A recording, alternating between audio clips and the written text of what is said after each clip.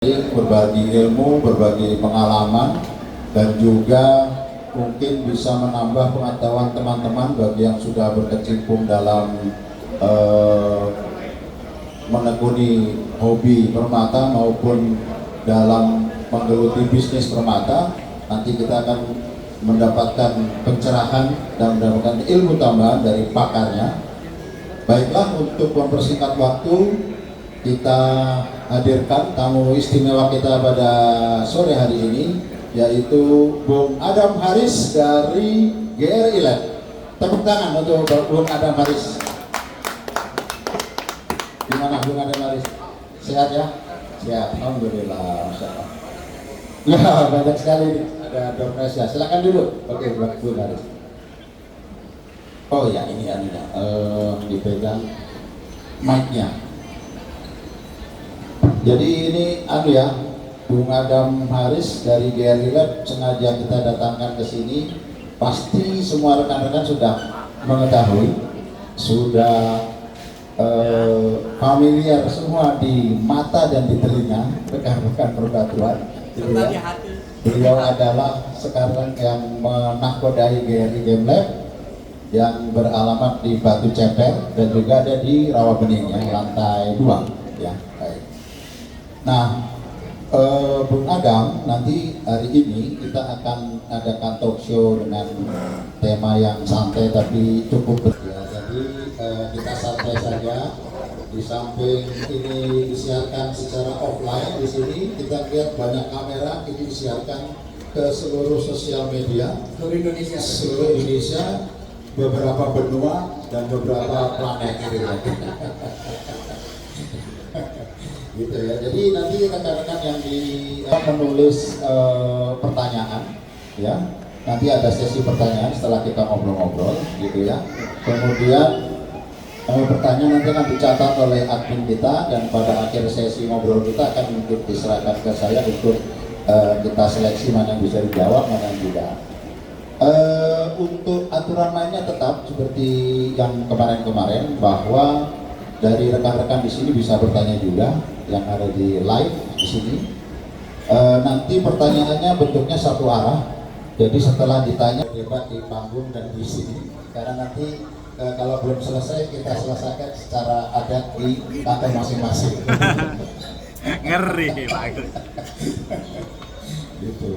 Nah, ini luar biasa. Karena kenapa luar biasa pada sore hari ini? Karena biasanya Bung Adam Haris ini menjadi host di podcastnya. Nah, kali ini gantian di roasting. Biasa kita ditanya, sekarang kita ditanya. Gantian ditanya gitu ya. Jadi ada santai dan pasti akan ada isinya, gitu ya. Daging semua bakalnya gitu. Jadi disimak sampai selesai, jangan pergi dari tempat. Sekali lagi pada akhir sesi nanti akan ada pembagian hadiah.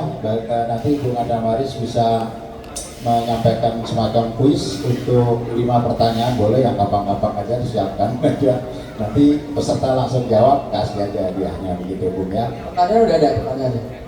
Silakan dari review dari tanya jawab kita boleh, ya, dari pertanyaan lain yang gampang-gampang boleh, silakan gitu ya. Baik. Jadi itu aturan mainnya. Silakan kawan-kawan yang di online untuk menyimak dan bertanya juga, tapi jangan bertanya ini itu skincare-nya apa gitu, jangan gitu.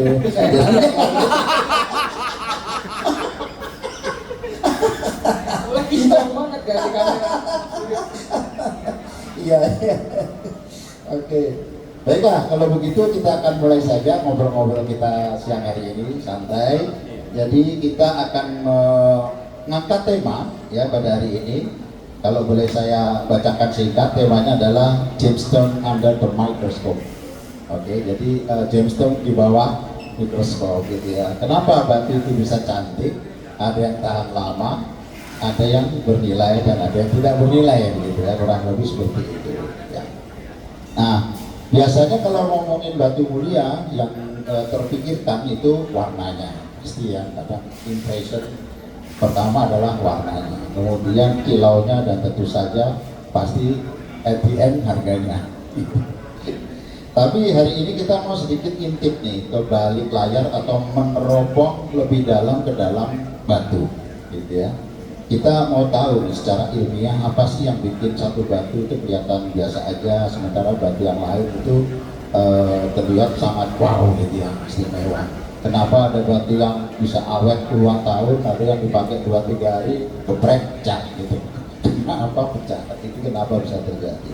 Tapi tenang aja pemirsa dan hadirin yang ada di sini, kita nggak akan bahas yang ribet-ribet dengan rumus yang susah-susah, Iya, jangan. karena kita akan pakai bahasa manusia di sini ya. kita nggak akan pusing-pusing, bahasanya bahasa yang sederhana, karena juga nanti diperuntukkan untuk kawan-kawan yang masih awam gitu ya di dalam perbatuan. Baik, masuk ke ini nih, pertanyaan yang pertama, secara ilmiah ini Bung Adam.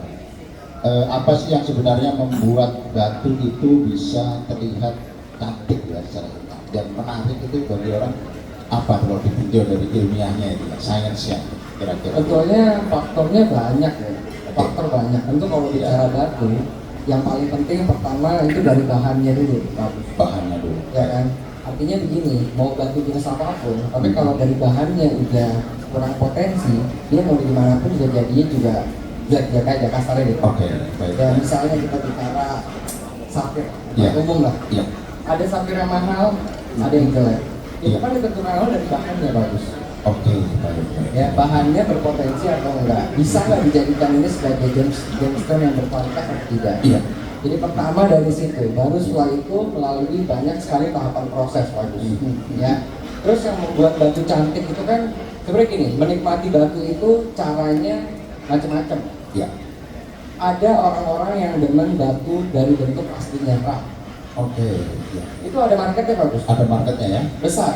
Dia Mungkin- nggak akan dipakai untuk perhiasan. enggak. Dibiarin. Iya. Karena bentuk raknya udah punya keunikan dan Oke. ya kan karakternya sendiri. Setuju, setuju. Ya. Ya. Tapi ada orang-orang yang mungkin kayak kita sebagian di sini. Kita kan cenderung menikmati batu permata yang telah diproses cutting. Oke. Ya. Iya. Nah, proses cutting ini juga berperan penting Mhm. karena pantulan warna Iya. itu sangat amat tergantung dari bagaimana kesempurnaan cutting tersebut. Iya. Betul. Ya. Betul. Contoh, ada satu barang bisa bagus nih Pak, tapi salah cutting, batunya jadi tipis. Tentunya nggak akan punya laster, fire-nya nggak akan keluar. Iya. Ya. Betul, betul. Tapi sebaliknya kalau diproses dengan benar menjadi cutting yang indah, tentu batu itu akan dapat menjadi dinikmati. Ya, jadi faktor-faktor itu menurut saya cukup penting Iya. dalam Iya. kita menilai kualitas satu batu. Lalu juga ada masuk misalnya treatment Pak. Iya. Iya. Ya, Iya. treatment itu kan berpengaruh juga. Iya. Betul. Tapi begini, banyak orang salah kaprah bahwa saya masih sering ketemu orang yang alergi sama treatment. Iya. Iya. Menurut saya, treatment itu justru hadir untuk membantu Iya. batu-batu yang mungkin tidak bisa dinikmati menjadi bisa dinikmati Oke. bagus. Iya. Paham. Oke. Ya. Benar-benar. Dan semua itu ada marketnya tersendiri bagus. Iya. Ada orang-orang yang mungkin punya kemampuan cukup secara finansial cukup tinggi, secara dia bisa beli batu yang no treatment, kualitas Iya. super. Iya. Iya. Iya. Tapi kan banyak sekali orang juga Pak yang mungkin bisanya mampunya di medium, Iya, mampunya di low quality. Betul. Iya. Dengan adanya treatment itu batu-batu tersebut juga bisa menjadi hal yang dinikmati. Iya, benar sekali. Iya, jadi intinya bagi kawan-kawan juga harus pintar-pintar memilih segmen ya. Betul. Oh, ini segmen rough tadi, orang penikmat batu masih asli nggak diapa-apain gitu ya.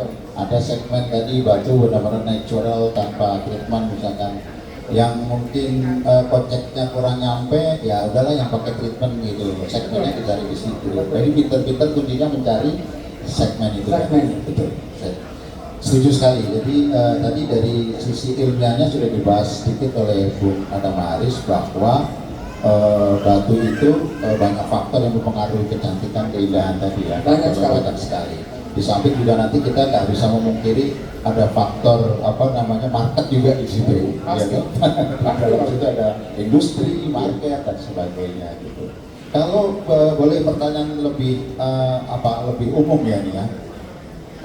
Katakanlah teman-teman kita di depan ini, katakanlah mereka baru lulus SMP, SMA lah, masih unyu-unyu gitu ya. baru lulus SMA, baru mau main batu gitu ya, baru mau mulai main batu.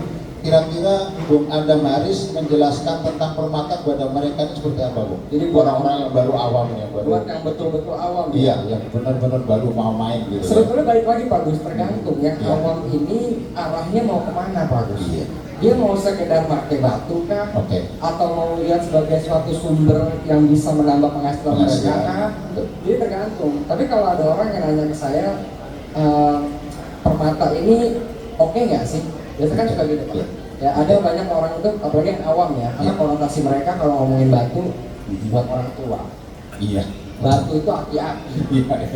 Karena mereka nggak tahu Pak Agus, bahwa Iya, batu iya, itu iya. ada banyak. Paradigmanya udah belum berubah. Belum Mindset, berubah itu, mindset. karena kan mungkin dari efek dari booming 2015 ya. Ya. Saat booming itu kan orang tahunya batu aktif, orang batu itu Betul. ada banyak. Betul. Jadi kalau orang tanya saya soal permata, saya bilang gini loh, kalau kalian lihat kita Indonesia ya Pak Gus ya. Ya.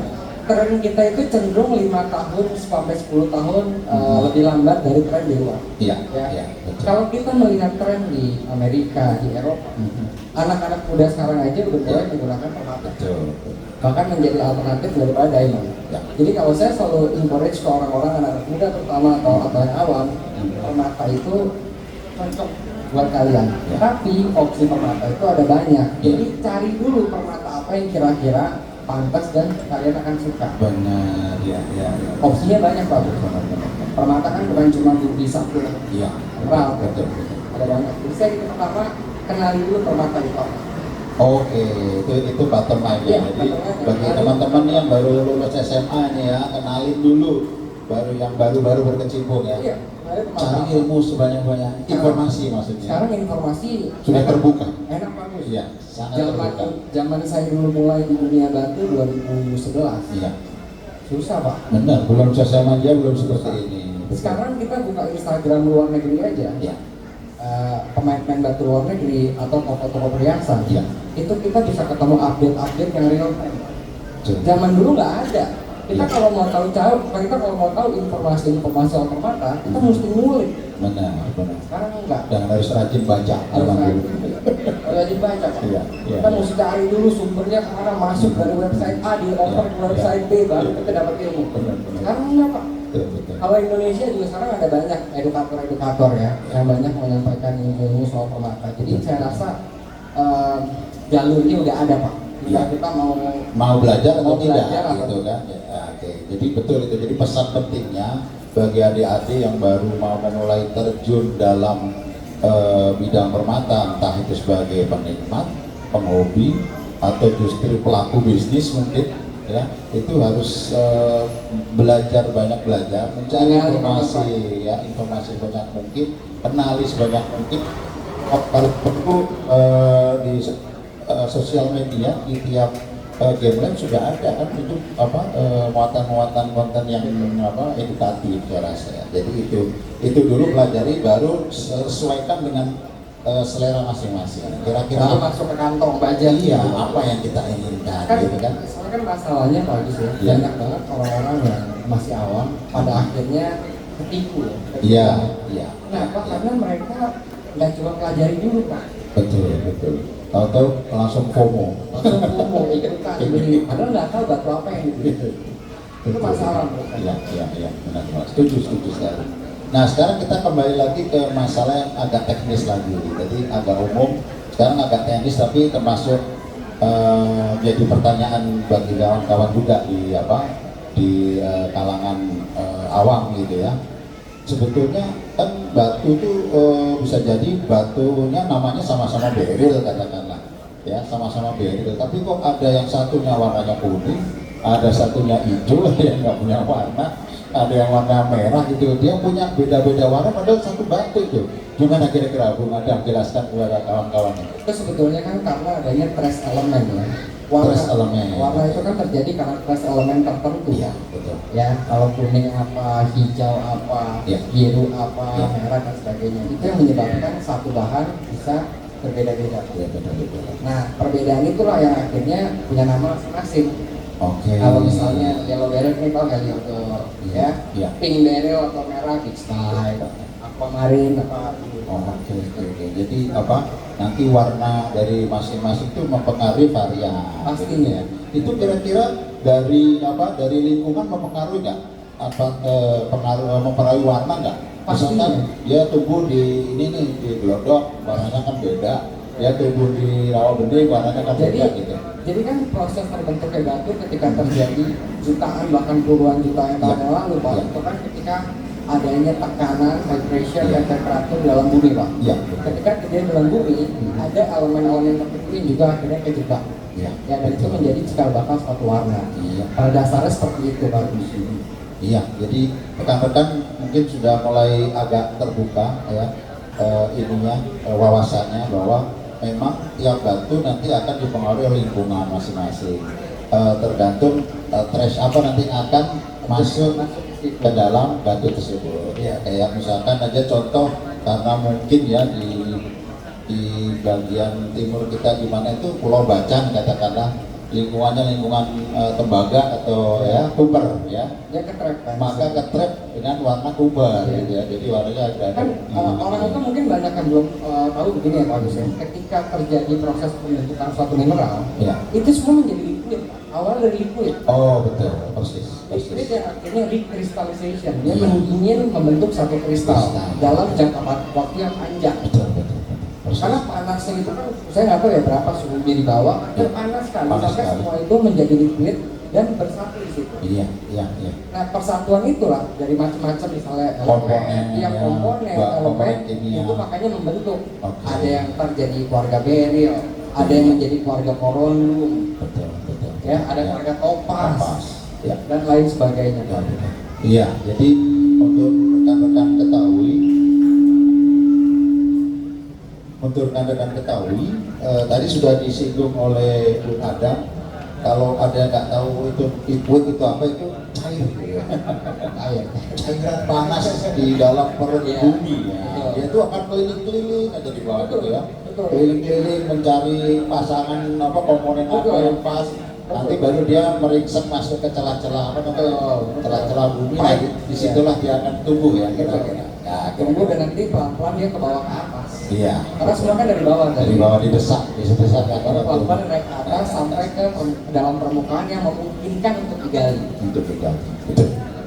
Jadi ini pengetahuan yang luar biasa. Mungkin teman-teman ada yang bisa membayangkan bahwa mereka muter-muter di perut bumi itu bukan ratusan tahun, jutaan tahun, bisa puluhan juta ya. Bahkan kan mineral tertua zircon misalnya Iya, billion tahun. iya. Saya dengar tuh 100 miliar tahun. Iya benar.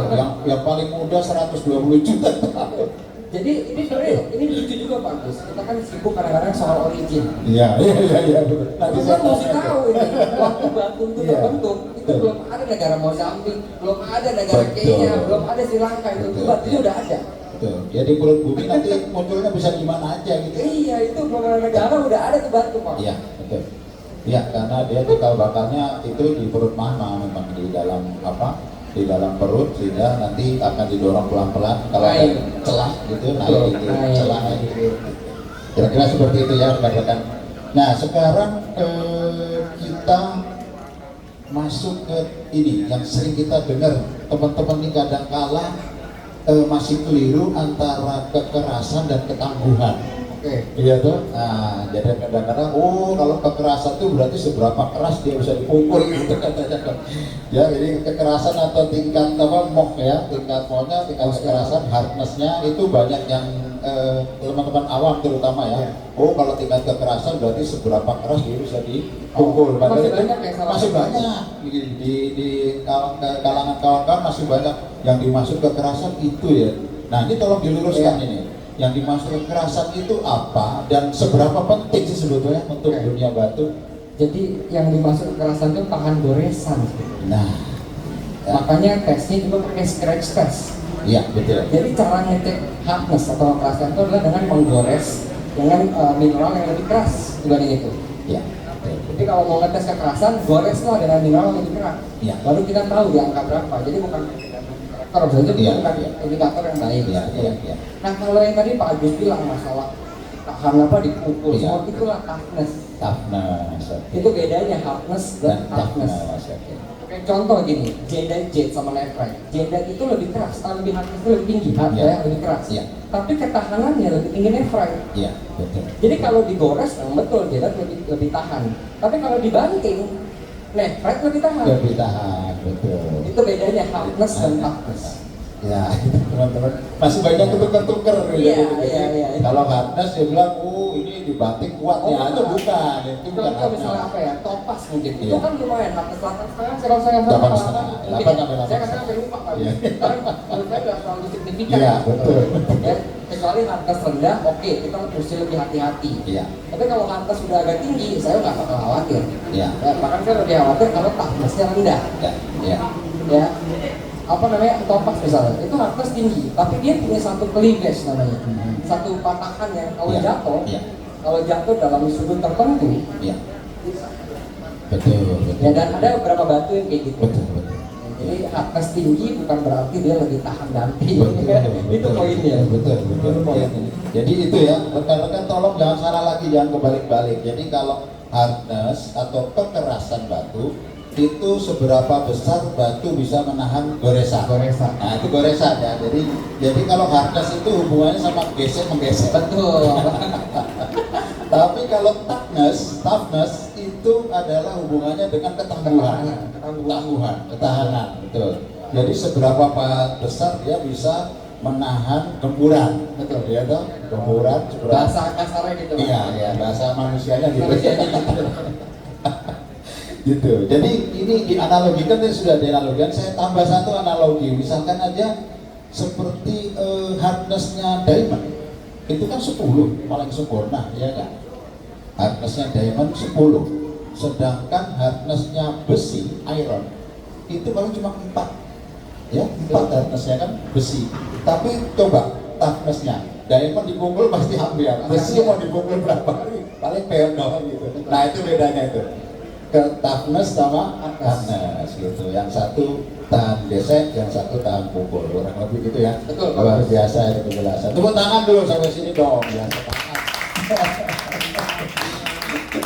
Jadi kita dapat ilmu baru karena masih banyak ketukar-tukar gitu. Walaupun rekan-rekan yang sudah lama main di batu gitu juga masih ketukar-tukar juga. Jadi memang perlu dijelaskan lebih gamblang gitu ya masalah ini. Nah sekarang kenapa? Nah ini tadi sudah dibahas sedikit, diulas di pertama tadi ya. Kenapa ada batu? Kalau kita lihat itu bisa memiliki brilliance atau sparkling yang luar biasa, kelap-kelap gitu ya. Tapi ada juga permata yang kalau kita lihat, kenapa sih kayak nggak hidup gini, kayak mati gitu? Kenapa kira-kira Bung Adam? Kalau secara ilmiahnya kan dalam batuan namanya fire ya. Oke, fire. Okay. Ada beberapa jenis batuan yang memang punya fire yang lebih tinggi dibanding batu yang lain. Oh, oke. Contoh misalnya spin.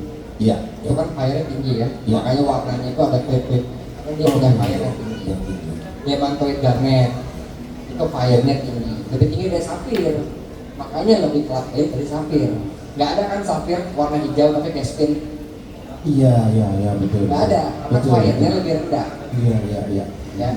Tapi bukan berarti fire rendah itu batu nggak bisa nyala Pak. Tadi karena faktornya dia ada faktor cutting juga berpengaruh dari saya bahas. Cutting juga. Bahannya juga berpengaruh. Berpengaruh. Ya kan? Oke. Kalau Iya, batu iya. udah warnanya udah kental, udah tua, Iya. di cutting gimana juga pasti tua. Kalau tipisin. Iya. Ya, jadi balik lagi kita bahas itu Pak. Iya betul. Jadi itu rekan-rekan yang awam khususnya ya, kenapa kok batu ada yang redup kayak mati nggak ada nyawanya gitu kan? Tapi ada juga batu yang punya kelap-kelip, sparkling luar biasa. Ternyata memang pembawaan batu itu ya, pembawaan batu itu sendiri, bahannya seperti apa. Kemudian menggambarkan juga cutting tadi itu seberapa proporsional gitu ya, tentang cutting. Makanya kan kalau di GRS juga ada, kita Ya. ada gelar namanya brilliancy type. Oke, Ya. iya. Itu kan artinya seberapa baik batu atau seberapa proporsionalnya batu tersebut sehingga dapat memancarkan warna yang maksimal. Yang maksimal. Tapi itu bukan color type loh Pak. Itu brilliance type. Oh, brilliance type. Jadi untuk Brilliance memunculkan brilliance yang Iya, maksimal. disebutnya kalau Oke. maksimal vibrant kita sebutnya. Ya, bagus sekali. Jadi rekan-rekan mungkin bisa mengambil ke garis bawah di sini bahwa memang kilau itu banyak faktor juga. Jadi nggak hanya misalkan sumber atau media batu itu sudah bagus, memiliki karakter bisa mengeluarkan sparkling, tapi kalau yang cutting sembarangan nggak bisa juga. Makanya kan industri cutting di luar negeri itu sangat dihargai Pak. Iya. Cutting batu itu bahkan ada sekolahnya. Betul. Ya. Ada sekolahnya, ada ilmunya Pak. Betul. Kemarin juga saya baru ngobrol sama satu orang, dia bilang cutting batu itu bukan hanya sekedar melihat bahan bahkan, Iya. tapi ada menggunakan metode-metode gemologi untuk menentukan Iya. ini optic axis di mana, Iya. sehingga dari situ bisa ditentukan arah batunya mesti gimana supaya warnanya maksimal keluar. Jadi dalam ilmunya Pak. Iya, benar. Kadang kita suka overlook itu ya, kita suka kan terima jadi aja, pokoknya batu pun mau kayak gini, lu cutting Iya. Sebetulnya ada ilmiahnya dan ada teknisnya di situ. Betul. Iya. Baik, itu tadi sudah dilengkapi luar biasa oleh Adam Haris. Nah, pertanyaan selanjutnya nih, tadi kita bahas harness udah ya. Tadi dari bahannya udah, kenapa ada yang kelap-kelap, ada yang enggak gitu ya. Nah, sekarang orang sering bahas inklusi gitu kan. Atau apa ya inklusi kalau dalam bahasa manusia ya? Tanda lahir kali ya? Tanda lahir atau tanda batu kali ya? Tanda lahir atau tanda Tapi batu? inklusi juga sekarang udah Inklusi udah umum bahasa ya? umum ya. Ya, jadi sebetulnya kalau dari sisi keilmuan gemologi nih ya, inklusi itu sebuah tanda keburukan dari batu kah? Atau memang itu keniscayaan memang harus ada di dalam batu? Gitu. Harus, kalau sebagai gemologis ya, Ya. saya paling senang kalau batu ada inklusi. Karena itu ngebantu ya kan. Saya paling pusing kalau batu kebersihan. Terlalu bersih. Pusing saya, kok hanya nyari tanda batunya di mana. Oke. Tapi terlepas itu, jadi dalam beberapa case, Iya. inklusi itu justru bisa menambah value suatu batu. Contoh, lalu Pak, Horsetail inclusion Iya. Oke. di Demantoid Garnet, Demantoid. ya. Itu ada orang yang nyari Demantoid kalau ada inklusi. Harganya itu bisa double, bisa triple. Persis. Itu contoh. Ya kan? Persis. Tapi itu kan dalam beberapa case. Cuman kalau kita bicara secara umum, tentunya batu semakin bersih, semakin diminati. Itu umum. Iya kan? Iya. Misalnya barang-barang kolektor item, pasti nyarinya yang bersih. Kenapa? Karena kalau bersih tidak akan mengganggu secara visual. Ya. Tapi balik lagi kalau kita sebagai gemologis, kita cukup menikmati namanya inklusi. Bukan hanya sebatas dia mempermudah saya meriksa batu, tapi juga dia bisa banyak bercerita di situ. Teman-teman tahu nggak? Bayangin ya, dalam satu safir misalnya, ya, itu ada inklusi. Tahu nggak apa namanya? Apatite. Bisa ada kristal apatite terjebak dalam batu safir. Berarti kan kristal yang tumbuh di dalam kristal. Secara ilmiah itu kan suatu hal yang luar biasa. Kebayang kan? Atau kristal garnet yang terjebak dalam batu apa dan lain dan sebagainya. Jadi menurut saya inklusi itu luar biasa. Ya, betul. Jadi memang kalau diambil dari kacamata kita ya dalam bidang gemologi, memang kita memiliki kenikmatan tersendiri sebetulnya dalam melihat menerobong apa yang ada di dalam, seperti kita melihat alam lain gitu kan di dalam batu tersebut. Jadi bayangkan, tapi itu juga akan kembali lagi kemarin tadi kejadiannya rekan-rekan kalau menyimak Bung Adam Haris sudah menyinggung bahwa itu kan sebelum terjadi batu yang keras dia kan cair gitu kan. Ya. Nah, cair ini bisa apa aja yang menempel, Bisa apa aja. apa aja yang akan nyampur ke situ. Dan bisa aja kan satu kristal udah jadi, tapi yang lain masih mencair. Masih mencair, dia Dia nyusul di kristal air ketika Betul. mendingin. Betul. Makanya itu, dan itu bisa menjadi juga cara kita membantu kita dalam penentuan origin, Pak. Iya, iya. Misalnya kalau di safir, kalau kita ketemu zircon kristal, zircon nih Pak, dalam safir, Dalam safir. kita ada gambar, oh kemungkinan besar safirnya berasal dari mana. Ya, Jadi betul. itu dia, Pak. Banyak inklusi itu banyak sekali memberikan kita cerita. Iya. Tinggal kita mau cari tahu nggak cerita itu. Iya, betul sekali, setuju. Jadi rekan-rekan jangan merasa susah kalau nggak ada inklusi. Justru ini bisa dijadikan apa ya, kacamata positif bagi kawan-kawan yang menjual. Waduh, kok ada inklusinya nggak bersih gitu ya. Tapi jadikanlah inklusi itu sebagai nilai tambah dari batu-batu yang kawan-kawan jual gitu loh. Katakanlah bisa mengemasnya dengan katakan sebagai ini adalah ini apa, karakter spesifik dari batu ini katakanlah. Kalau ada karakter yang spesifik ini semakin meyakinkan nih kalau ini natural katakanlah gitu. Jadi pintar-pintar juga kawan-kawan mengemas gitu ya. Ya jangan jadi susah kalau ada inklusi. Tapi kalau kebanyakan juga inklusi Oh iya, itu remek dia Pak. Ya kan? jadi buduk gitu. Ya, begitu. Lagian juga tadi sudah dicontohkan kayak apa, batu-batu safir ada inklusi gitu. Kemudian yang justru mencari inklusi mungkin penggemar apa namanya, batu Kolektor, Pak, ya kan? ya, kolektor yang apa suka malah ke dalamnya ada inklusi, ya dia kejar itu ya, seperti amber yang bersih malah nggak mau, orang. nyarinya nggak ada semutnya di dalamnya. Itu jadi seperti itu. Oke, baik. Sekarang kita tadi sudah kita bahas, sebetulnya sudah kita tanyakan di depan mengenai Tapnas tadi ya, sudah dijelaskan Bung Adam Haris. Kemudian sekarang saya mau kasih, sebelum ke pertanyaan berikutnya, saya mau kasih sedikit apa challenge atau pertanyaan cepat nih ke Bung Adam Haris. Oke, langsung dijawab aja spontan. Tapi habis itu saya tanya alasannya, ya. Tapi boleh dijawab spontan. Oke, Bung Adam Haris ini lebih percaya mata, alat, atau sertifikat? Mata. Mata, oke. Alasannya? Gini, mata itu membantu. Gini, mata itu kan faktor penting dalam kita menilai atau menentukan sesuatu, terutama dengan mikroskop. Betul. Pekerjaan saya sehari-hari jam 9, jam 10 sampai jam 6 sore, jam 7 malam di mikroskop, Pak. Full mata. Iya, full mata. Jadi itu yang paling penting. Alat itu kan penunjang. Ada itu memang. Kalau sertifikat ya, saya ngeluarin sertifikat. Iya. Dari mata saya kan. Mungkin lebih cocok kepada Dari pedagang. mata saya itu. Jadi, tapi saya yakin di pemain batu pun sama. Iya, iya. Mata itu untuk Betul, James Dealer, betul, ya, betul. untuk kita Iya. James entusias. Mata Ya, itu nomor betul. satu. Jadi modal utama rekan-rekan itu adalah ingat mata ya. Jadi jagalah mata Iya. kalian itu dijaga. Betul, betul. Kalau nggak enak periksa. Betul. Kontrol itu jangan yang ragu gitu. Benar. Oke. Jadi rekan-rekan tolong dipegang baik-baik untuk semua penikmat, pedagang terutama. Nomor satu, modal pemain batu itu mata gitu ya. Nomor dua ya duit. Kalau nggak ada duit mah mata percuma. Gabung jadi mata duit kan. Nah, kan kalau digabung jadi mata duit. Oke, baik, luar biasa.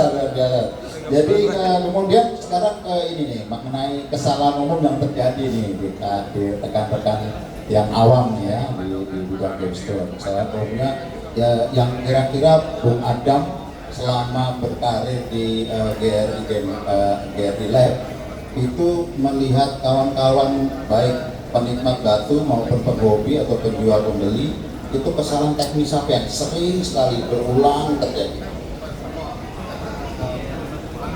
Banyak ya? Banyak. Oke, saya coba bahas yang kaitan sama mata. Oke. Warna, betul. Warna ini, Ya. warna ini indikator paling utama dari sebuah batu, Pak. Ya. Dari industri kita nomor satu warna. Tapi warna ini juga hal yang paling sering disalahpahami. Ya. Ya. Ya. Saya kemarin kan di Bangkok ngobrol sama Richard Hughes, Pak. Saya lembang sama beliau. Bahkan beliau sendiri yang bilang Ya. bahwa warna itu semua tentang persepsi. Persis. Ya, Dia persis. bilang gini ke saya, kan saya tanya ke dia, gimana lu itu bisa menentukan warna batu? Gimana cara lu nge-grade suatu warna? Ya. Gimana cara lu menentukan apakah ini red, apakah ini pinkish red, apakah ini purplish red? Apakah ada patokannya? Ya. Ya. Kata dia bilang ke saya gini, dia bilang, ada waktu saya muda, saya ngobrol sama senior saya. Saya bilang, harusnya kita punya color standar. Persis, ya setuju. Kita bisa bikin color standar, kita Ya, tinggal betul. kumpulin Betul. variasi warna merah dari satu batu gitu ya. Iya, iya. Dulu saya yakin bisa, tapi setelah saya 50 tahun di dunia di industri ini, saya baru tahu, saya dulu naif. Yang benar itu senior-senior saya. Tidak akan bisa warna itu distandarisasi. Iya. Betul. Karena dia bilang gini, satu batu, kamu lihat dari atas, kamu lihat dari kemiringan sedikit, kamu lihat dari kiri, persepsi kamu akan berbeda. Satu. Setuju. Kedua, kamu lihat dari pencahayaan. Beda pencahayaan, persepsi kamu sudah akan berubah. Akan berubah. Benar. Ya. Yang mana menjadikan warna itu gak bisa memang distandarisasi. Ini bukan seperti berlian. Persis, ya betul. Betul. Berlian kan D, E, E, Ya, D, ya. gampang Pak, Benar, jujur aja. Benar, Pak. Ya. Batu enggak. Iya. Nah, banyak teman-teman yang masih awam ini sering biasa gini Pak. Kenapa sih ini kok warnanya ini kan harusnya ini pinkish red? Kenapa purplish red? Atau ini mestinya red barang gua nih. Gimana ini si Adam nih beko nih. Oke, kasih pinkish red. Itu sering terjadi bagus. Iya, iya, iya, iya. Padahal lagi-lagi warna itu persepsi. Iya. Dan kita mesti tahu teman-teman ya, persepsi saya dan Pak Agus itu bisa beda. Beda. Benar. Persepsi saya dan teman-teman bisa beda. Tapi apa key pointnya di sini? Bagaimana kita konsisten sama Betul. ya kan sama persepsi Persepsi kita, jangan Iya. jangan itu persepsi orang. Iya, Iya. itu yang mesti dipertahankan. Mhm. Mhm. Dan itu sulit Pak Agus. Iya, betul, betul. Untuk kita konsisten dengan persepsi kita, apa yang diperlukan? Ya. Experience, Ya, ya, pengalaman bagus. ya, ya. Sepintar-pintarnya kita, 1 tahun lihat warna dibandingin dengan yang biasa-biasa aja, tapi 10 tahun lihat warna. Saya megang yang 10 tahun Pak. Meskipun secara potensi dia jauh lebih punya bakat nih. Betul. Ibaratnya Lamine Yamal nih, 19 tahun ya kan, sama siapa Lewandowski gitu. Saya megang Lewandowski, itu bagus. Iya, iya, iya. Ibaratnya gitu. Iya, iya. Betul. Jadi itu penting sekali nah buat teman-teman. Jadi jangan kaget kalau kok persepsi Anda bisa beda dengan misalnya pihak lab. Terutama kan pihak lab ya bagus ya. Iya, iya, betul. Mungkin gini loh, kita balik lagi ya. Kita mesti bertanya sama diri kita ketika kita mau mempertanyakan. Ya. Yaitu lihat warna udah berapa banyak ya, Betul. Iya. ya kan? Persis. Sudah berapa sering, sudah berapa lama lihat warna, samplingnya berapa banyak yang merekam di kepalanya. Iya, iya. Itu berpengaruh sekali Pak Agus. Iya, iya, persis, persis. Ya kan? Makanya saya selalu semangat ya anak-anak masih main batu, ya sabar aja, enjoy the process aja, Iya. enjoy the process. Iya, iya, betul. Bahkan antara kamu dan kamu mungkin akan punya persepsi yang berbeda nanti. Betul, betul, betul. Karena kan kita berkembang terus Pak Agus. Iya, iya, iya. Saya 5 tahun lalu dengan saya sekarang mungkin berbeda berbeda Pak Agus. Persis. Ya. Artinya kita kembangkan diri kita kan, Iya. pemahaman. Sama kayak misalnya kalau kita mau menilai warna paparaca, tadi kita bahas juga soal paparaca. Itu kan pemahaman. Iya. Secara teori kita tahu paparaca adalah perpaduan orange dan pink, Nah, pink dan orange. Iya. Tapi secara pemahaman persepsi beda. beda. Buat bapak ibu mungkin ini orange sama pink, kata saya enggak ini brown. Oh brown, saya udah lihat variasi brown yang kamu belum lihat. Iya, Misalnya, iya, gitu. Oh gitu kan kan. Saya pun belajar yang sama. Iya, iya, iya. Saya tidak memahami paparaca dalam waktu 1 tahun. Iya, iya. Panjang pemahaman saya. Kadang saya melihat hasil yang saya keluarkan tahun 2013, saya bilang, oh gue kasih paparaca dulu. Bener Pak. Dan itu terjadi bukan hanya pada saya, Iya, iya, iya. pada seluruh institusi gemologi di dunia. Dan pasti tentu terjadi kepada teman-teman sekalian. Betul. Persis, persis. Ini berbagi cerita, jadi Bung Adam sudah cerita mengenai persepsi warna berbeda antara kita dengan orang lain gitu ya. Ini berbagi cerita, menarik juga. Jadi Bung Adam juga sempat dibego-begoin sama customer, mungkin bego nih lihat warna nggak bisa gitu kali. Itu sama juga yang terjadi pada kami. Ini sharing cerita. Jadi kami diminta untuk mendampingi jadi lab onsite di suatu kontes gitu, kontes batu. Waktu itu memang kontesnya ada kelas Blue Calcedony ceritanya, ya. Jadi kelas Blue Calcedony. Nah itu pada saat masuk laboratorium harus kita persepsikan nih warna batunya masuk apa. Memang persepsi saya dan itu sudah saya cocokkan di chart color chartnya GIA itu violet, nggak masuk ke blue gitu ya. Nah itu sama tuh ngamuk-ngamuk ya. Ini Pak Agus nih bego, ini perlu sekolah lagi, kurang jauh sekolahnya, perlu sekolah lagi warna, khusus warna dia mau tukang cat cono gitu kan. Jadi masa dibilang warnanya violet bukan blue gitu, karena dia nggak bisa masuk di kelas blue tuh akhirnya FBN gitu. Jadi akhirnya kita dibego-begoin. Ya untuk menjawab itu sekaligus saya memberikan pendidikan. Ya saya keluarkan aja color chartnya GIA itu.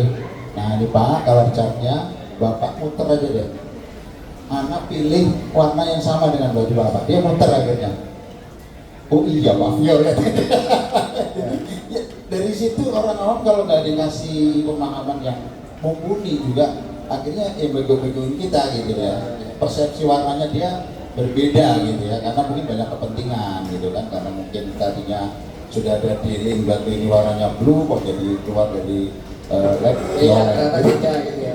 Padahal sebetulnya juga perlu digarisbawahi bahwa persepsi itu tidak ada yang salah dengan persepsi bagus. Iya, betul.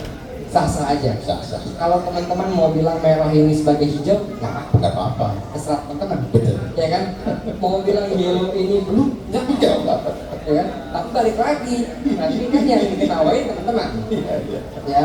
Tapi kalau bicara persepsi yang mirip-mirip, pink sama red, ya, yellow sama orange, blue kadang-kadang sama violet tadi ya, atau sama purple. Itu nggak ada yang salah, nggak ada yang benar. Itu persepsi. Ya. Tinggal kita tentukan aja kita mau konsisten dengan persepsi yang mana. Ya. Intinya itu Pak. Ya, benar. Iya betul sekali Bung Adam. Nah sekarang pertanyaan berikutnya adalah mengenai ini pertanyaan sejuta umat ini. Hampir di setiap pembicaraan, di setiap pojok-pojok toko batu dan di semua tempat ini membicarakan ini. Jadi saya cuma mungkin menyambung lidah saja ya. Mengenai begini, ada satu batu, katakanlah kita ngobrol ruby lah ya, peer to peer sama, warnanya merah, clarity sama gitu kan, merahnya juga oke lah hampir mirip gitu, cutting sama, beratnya juga sama, tapi satunya memiliki harga yang berbeda dari yang lain karena origin yang berbeda. Ah ini kenapa bisa terjadi seperti ini? Bung Adam, tolong jelaskan. Ini pertanyaan orang hampir semua orang. Oke, ini bagus. Ya. Origin itu menjadi penting Ya. ini diperhatikan ya, menjadi penting dalam batu-batu gentis. Oke. Ya, gentis itu artinya batu-batu no-hit, Ya. mungkin harganya sudah luar Sudah biasa, biasa. ya. Atau katakanlah medium, ya, yang harganya juga sudah luar biasa ya. Ya. Itu menjadi penting kenapa? Karena memang tidak bisa dipungkiri. Ya. Origin tertentu itu mempunyai nilai atau sisi historis bagus. Betul. Ya. Ya. Serta kelangkaan. Ya. Contoh, kenapa safir Kashmir mahal banget Pak? Iya. Kadang jelek kok. 78 jelek, harganya udah juta dolar. Bener? Karena ada embel-embel gawan Yasmin. Kenapa seperti ini? Karena Kashmir itu selain dia sudah melegendaris, barangnya udah nggak ada. Baik. Tambang itu udah nggak berproduksi Pak. Ya. Setuju. Ya. Ya. Contoh lain misalnya, kenapa barang Birma? Oh gimana pun ya, rata-rata lebih mahal dari barang Mozambik. Iya. Barang Birma itu ribuan tahun Pak udah ada, udah dipakai dari kerajaan zaman dulu. Mozambik baru berapa? 15 tahun? Ya kan? Jadi wajar, pasti ada sisi historis yang menjadikan hal tersebut. Iya. Tapi ini menjadi masalah ketika yang diperdebatkan barang-barang medium komersial quality. Receh. Ya. Iya. Barang, ini saya nggak ada maksud merendahkan bagaimana bukan itu, Iya. tapi artinya barang-barang medium quality, kita jangan berfokus sama origin. Iya. Betul. Nggak ngaruh Pak. Benar. Dari mana saja, Iya. kalau itu barang medium, mari kita bertarung secara kualitas. Ada banyak barang Madagaskar lebih bagus daripada Sri Lanka Pak. Ya betul. Ada banyak barang Mozambik bagus daripada Setuju, Birma setuju. untuk medium quality dengan tadi perbandingan warna yang sama, ya ukuran yang sama, Ya. sama. Ya. Bahkan itu bisa menjadi gold alternatif. Contoh gini Pak, sekarang Jadeite itu ada olimpik kan yang paling terkenal Birma ya. Iya. Nomor 1. Teman-teman tahu nggak Guatemala itu sekarang mulai banyak ditemukan Jadeite yang kualitasnya seperti Imperial Jade barang Birma. Harganya mungkin 1/5 atau 1/10. Justru ketika ditemukan satu negara ini menghasilkan sumber batu yang baru, cepat dikoleksi. Iya. Karena itu lagi murah. Iya. Kenapa murah? Supply-nya lagi banjir. Betul. 10 tahun lagi, Nggak harga tahu. tinggi. Contoh lah, Ruby Mozambik waktu itu keluar 2016-15 mulai banyak. Aduh murah banget nih, pasti ada main batu Ruby Mozambik. Iya, iya. Seper-10, harganya kali 10. Iya. Betul. Masih bisa kita koleksi. Jadi justru harus dikejar itu Iya. Pak. Ketemu batu mana kayak sekarang safir ada dari mana? Ethiopia, keluar, Nigeria. Cari Pak. Iya, iya. Jangan yang gelapnya, Benar. cari yang harganya masih murah. Benar, benar. Emerald ada banyak dari Ethiopia. Koleksi itu Pak, Emerald Ethiopia. Betul. Nanti bakal suatu saat pasti mahal. Dulu Emerald Zambia ada harga dulu. Benar ya? Iya. Emerald Zambia murah dulu ya. Kayak orang. Sekarang gimana? Iya. Mau lihat orang lihat Emerald Zambia kayak najis gitu ya. Sekarang dicari. Sekarang orang cari. Jadi kalau ada sumber baru, jangan diskusi sih, cari yang banyak. Iya. Kalau usah keluar simpen aja. Simpen. Simpen dulu aja. Betul. Kalau mau disimpan. Setuju, setuju. Ya, atau kalau mau diperdagangkan, buat suatu narasi. Iya. Nah, penting itu. Iya, Nah, dinarasikan dong. Dinarasikan. Ya. Saya lihat banyak sekarang pemain batu kita yang terutama anak-anak light yang sudah cukup pintar Pak. Iya, iya. Kalau jadi bedanya sama pemain dulu. Pemain dulu itu mereka khawatir kalau Iya. ada sumber baru masuk. Iya, iya. Khawatir keganggu. Stok gua barang langka semua nih. Barang Madagaskar banyak Pak, Madagaskar keren gitu kan. Iya, iya. Kalau anak zaman sekarang beda Pak. Iya. Saya kemarin ada konsumen bikin Jedi. Dia maunya ditulis Guatemala. Sekarang ini saya belinya Guatemala loh Mas. Saya kasih Guatemala. Iya, iya, iya. Cuma kalau zaman dulu mungkin nggak mau tuh Pak. Iya, betul. Tapi artinya dia mungkin berpikir sekarang belum banyak main Guatemala. Gue narasikan supaya orang tahu. Iya. Gua ada barang Guatemala. Jadi Iya. kalau dia cari barang Guatemala dia akan cari gua. Iya, iya, iya. Betul. Itu kan namanya smart Pak. Betul, betul. Memanfaatkan potensi pasar untuk yang ke depan, masa depan. Tapi kalau kita bicara barang high quality, Iya, pasti iya. lah. Kita nggak bisa, Iya, kita nggak bisa tutup iya. mata. Iya. Kita nggak bisa naik mengatakan origin nggak penting, penting. Penting. Siapa bilang nggak penting? Coba ikuti Alan Christie.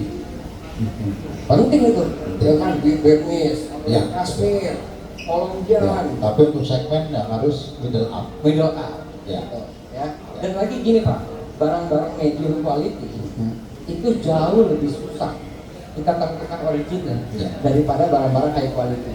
Kenapa? Persis. Setuju. Kenapa? Karena dalam barang medium quality itu tanda dalam batunya banyak bener. Kadang ada namanya overlapping. Kan ada beberapa tanda yang ketemu juga di A, ketemu di Atau B. di B. Betul, betul. Namanya barang medium quality biasa kan apa sih? Banyak isinya. Banyak isi, waduh, gila bener ini industri ini, industri itu semua ada nih. Kalau gua buka buku nih tiga-tiganya ada di sini. Saya suka bilang, ini barang gini lu bawa deh ke GIA, lu bawa ke GRS, mereka juga vendor ya. Mereka gitu. Pernah saya lihat itu ya di satu pameran, batu itu sampai ditampilkan berapa sertifikat, gue beli dari Sri Lanka, Iya. dari Burma. Padahal itu barang bagus loh Pak. Apalagi barang yang medium. Hasilnya tinggalnya besar beda-beda. Apalagi barang yang medium Pak. Iya, iya. Ya kan. Jadi kurang lebih begitu. Iya, iya, iya.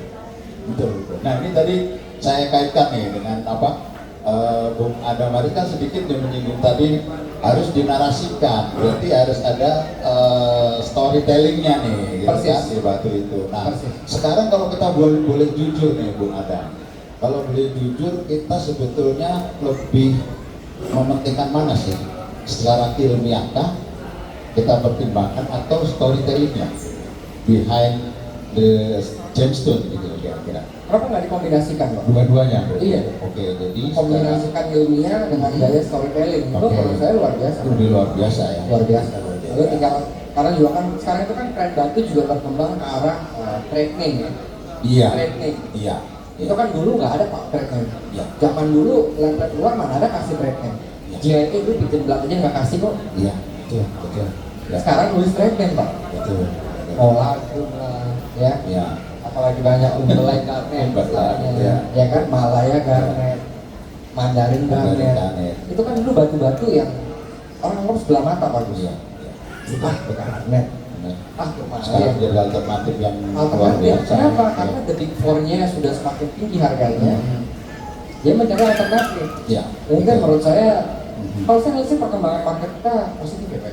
Ya, positif. Kalau saya ngeliat anak muda kita, saya cukup optimis. Betul, kemarin banyak disinggung bahwa anak muda sekarang lebih mengapresiasi perbatuan kita di relate to ini apa namanya vision jadi akhirnya. Jadi jangan punya mindset lagi sama orang-orang tua dulu gitu ya, bahwa ini untuk kesaktian gitu kan, bisa menghilang saat ditagih hutang gitu kan.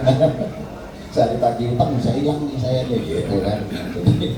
Jadi itu kita kombinasikan antara sisi ilmiah juga sisi storytelling yang belakang gitu, yang akan juga mempengaruhi market. Betul, kita nggak bisa tinggalkan juga persepsi market di dalamnya gitu ya. Nah, Bung Adam, kalau ini ya, kalau kita bicara, kita kan punya harapan ya kira-kira. Harapannya gimana kalau misalkan teman-teman semua ini pengetahuan lebih bagus ya, memiliki kemampuan untuk mendeteksi, juga kemampuan untuk paling tidak memiliki ilmu pengetahuan di gemstone lebih terbuka gitu kan, informasi lebih banyak diterima secara secara tren ini, apakah akan berdampak baik nanti ke depannya gitu, atau justru takut, jangan jadi takut loh kalau kelihatan batunya terlalu jujur katakanlah gitu. Saya masih kurang menangkap pertanyaannya gimana, Gus? Jadi gini, kalau informasi lebih terbuka, pengetahuan lebih diserap lebih banyak, yakin nggak ke depan ini rekan-rekan jadi lebih memberi dampak positif bagi perkembangan gemstone, atau malah takut, aduh nanti ini nih ketahuan saya nggak jujur gitu misalnya. Kenapa harus takut kalau Iya. Ya kan? Oke. Artinya industri ini kan apa sih Pak? Yang paling penting kejujuran juga Pak. Iya. Trust Iya. utama. Trust yang utama. Benar. Trust, transparansi itu membentuk suatu integritas kan gitu. Ya. Kalau kita hal itu malah menjadikan kita takut, wah gitu. Saya masih belum. Kenapa Iya, gitu kenapa ya? harus takut? Gitu. Berarti ada yang disembunyikan. Iya, kan Iya. banyak cara untuk menjadi jujur tanpa mengganggu. Harus khawatir ya toh, ya betul. Jadi kan nggak usah khawatir, justru teman-teman di laboratorium itu memberikan pencerahan ya, memberikan edukasi, juga memberikan solusi bagi rekan-rekan yang ingin keterbukaan gitu kan. Jadi membantu Anda untuk long life business dengan siapa aja. Jadi orang lebih percaya, trust yang tertanam bisa terbentuk karena Anda memiliki gemolog-gemolog Anda yang bisa membantu Anda untuk memahami situasi gitu. Nah, juga nanti gemolog ini kan juga tidak sekedar selesai sertifikat kasih selesai gitu kan. Kita juga punya bukan beban ya, tanggung jawab profesional untuk ya memiliki forum diskusi ya, menyampaikan hal-hal baru atau mungkin memberikan pencerahan-pencerahan kepada rekan-rekan semua gitu ya, kira-kira. Ya baik, ini nggak kerasa ini saking asiknya nih. Jadi kalau asik ini nih nggak kerasa waktu nih. Waktu udah 5 jam di sini. Nggak puasa kan lagi. Ya, yang kerasa kita udah 1 jam, durasinya 1 jam, tapi udah 1 jam tapi belum tanya jawab ini. Nah, kita sekarang masuk di sesi tanya jawab. Rekan-rekan yang di sini boleh mau bertanya langsung angkat tangan aja, atau mungkin di online ada bisa saya bacakan, boleh ya bacakan. Cuman nanti ada beberapa pertanyaan yang sifatnya ras diskriminasi ya, menyudutkan satu orang dengan lainnya secara personal, gitu tidak akan kita jawab ya. Baik, pertanyaannya Bung Bung Idris. Ini kemarin Oke, ini dari Bung Idris. Itu Adam Haris. Oke. Bedanya Usambara effect dan color change fenomena apa? Ini sekali sengaja dia. Oh sengaja ya? Aduh, pertanyaan berat banget nih Bung Idris nih. Kalau Usambara coba di Google dulu ya, Iya. Usambara itu apa? Iya. Karena saya nggak mau ngomong nanti kalau ada keliru jadi Iya, jangan. iya. Tapi kalau color change Iya. itu penting ya. Iya. Color change itu pada dasarnya perubahan dari warm ke cool color. Terus balik. Betul ya. Artinya perubahan dasar yang betul-betul signifikan. Signifikan. Ya, tapi terlepas dari seberapa kuatnya. Artinya meskipun hanya berubah 10-20% pun nggak masalah. Iya, ya, betul. Gitu ya. Bung Idris semoga menjawab, kalau tidak bukunya sudah buka lagi. Nggak bercanda. Jadi dari online kayaknya baru satu ya, Pak. Satu. Mungkin ada dari floor, silakan. Kami silakan floor yang ingin bertanya, nggak usah malu-malu karena nggak diminta untuk membayar, pertanyaannya gratis ya. Mumpung ini pakarnya ada di sini nih, susah nyarinya, Bung Adam. Nggak ada. Nggak ada ya? Ya? Oh, pada malu-malu. Baik. Ya, baiklah.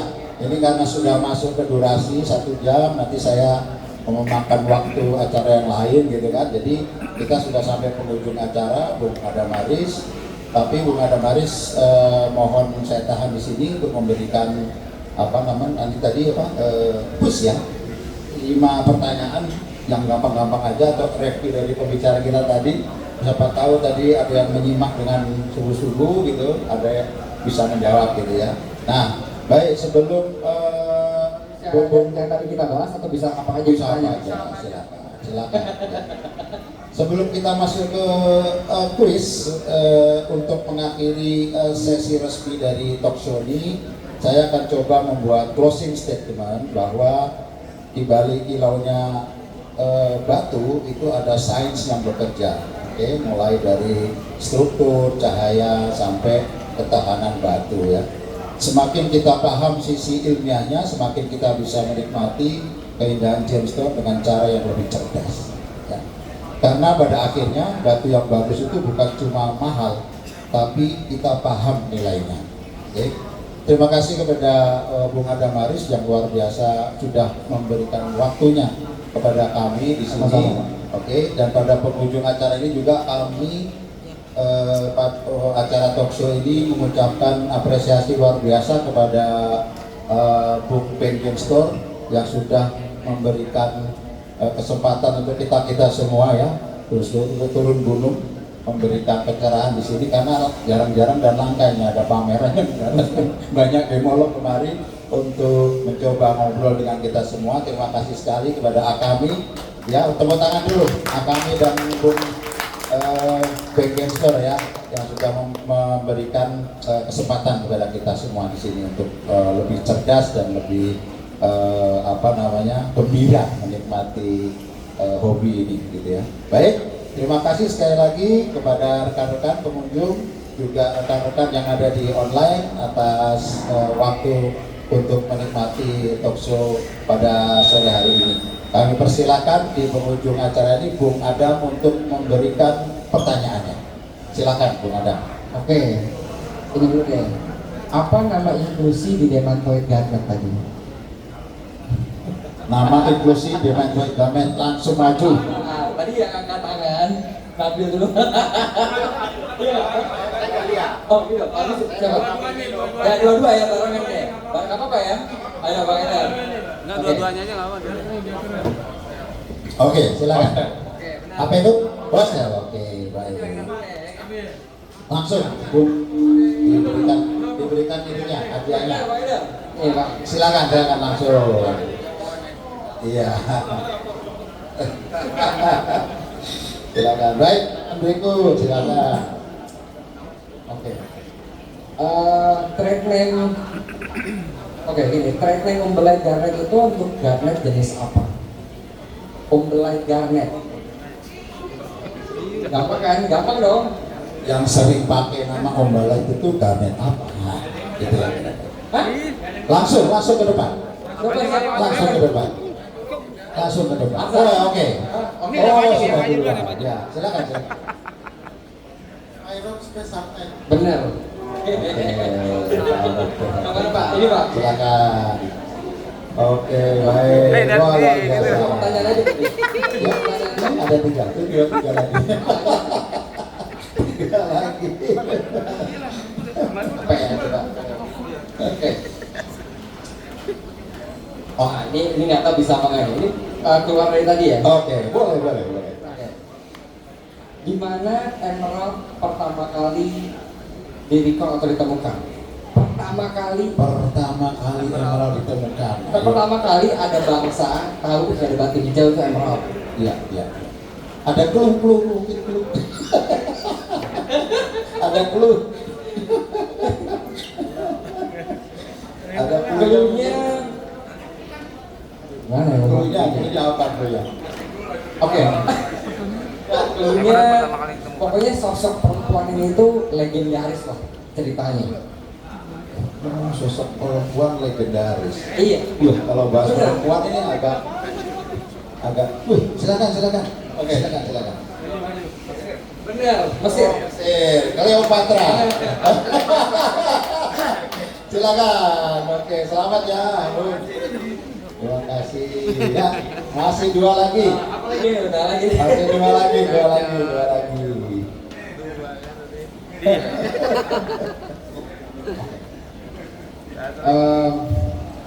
Apa ya Pak ya? Bagus ada pertanyaan bagus. Oke, saya tanya. Ada. Pokoknya ketemu. Watermelon turmalin itu kombinasi warna apa aja? Nah, Gampang dong. sering ketemu. Gampang dong. Bisa dong. Harus Bisa. Watermelon. Banyak kan? Oh ya, silakan Bung Alwil, silakan. Bung Al, silakan. Green and pink. Kurang satu. Green and pink. Iya, oke. Watermelon itu tengahnya mesti ada colors juga. Colors ya. Oke, selamat Bung Al. Satu lagi. Satu Pak. lagi. Oke. Kapan GRI didirikan? Tahunnya aja ya. Tahunnya aja. Cepet tahunnya aja. Langsung maju tahunnya aja nih, tahunnya aja. Tadi udah disebut tadi di dalam talk show udah disebut tadi. Ayo tuh satu lah. Boleh dong. Maju. Siapa? Ayo, maju. Nah, berapa Bang? Salah. Salah tetap dada dong saya. Ayo, berapa? Maju. Salah lagi. GRI tahun 2011. Oh, luar biasa. Agak lagi ya. Tanggal agak lupa. Kalau ingat sama tanggal, akan kasih voucher ID card ya. Tuh kan dikasih voucher ID card tambahannya. Kira-kira tanggal 11. Tanggal ulang tahun Jamal Jisi. Lupa. Oke. Belum betul. Oke, baik. Tapi tolong diberitahu langsung. Tanggal 1 Oktober 2011. 1 Oktober 2011 tolong dicatat. Jadi kapan-kapan ada pertanyaan yang sama, sudah tahu jawabannya. Tanya batu mulu pusing ya. Baiklah, sekarang kita sampai pada penghujung acara. Sekali lagi big thanks kepada Bung Adam Haris dan jajaran umumnya. Dan sekali lagi terima kasih kepada semua yang terlibat dalam acara ini. Kita jumpa lagi pada acara yang serupa mudah-mudahan di waktu-waktu yang depan. Terima kasih banyak Ya, juga Pak. dan lebih meriah. Terima kasih bagus Ya. atas undangan ini. Sama-sama. Baik. Penyerahan apa? Cindra mata dulu kepada Bung Adam Haris.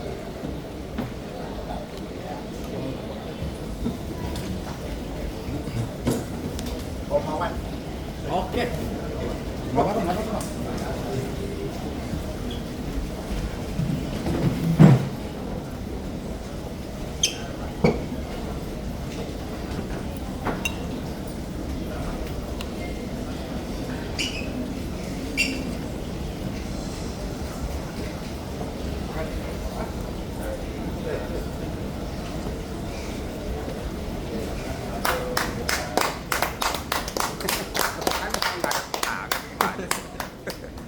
Belum. Iya, pakai. Ya.